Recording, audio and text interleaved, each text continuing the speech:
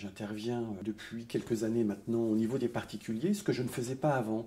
Mais fort de cette expérience du monde de l'entreprise, où on remarque des difficultés de plus en plus fréquentes qui amènent des gens au burn-out, à des formes de souffrance, à des difficultés relationnelles, à des tensions marquées. Au-delà de l'intervention en entreprise, qui peut déjà évidemment apporter beaucoup, c'est d'intervenir aussi en tête à tête, en côte à côte plus précisément au niveau des particuliers. L'approche est un peu différente, puisque là, on va se retrouver soit coachés, ce sont des personnes qui viennent me voir parce qu'elles se rendent compte que leur projet de vie est à reconsidérer et qu'elles voudraient pouvoir construire quelque chose qui soit plus en accord avec ce qu'elles sont.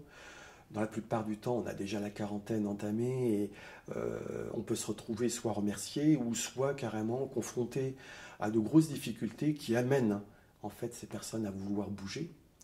C'est des orientations qui vont au-delà de ce projet de vie, qui peuvent être simplement des interrogations sur une vie professionnelle. Ça peut être aussi l'équilibre entre une vie professionnelle et une vie familiale.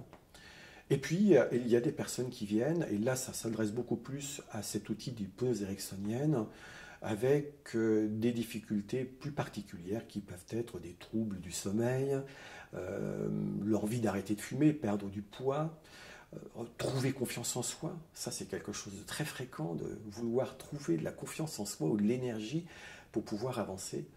Et c'est passionnant.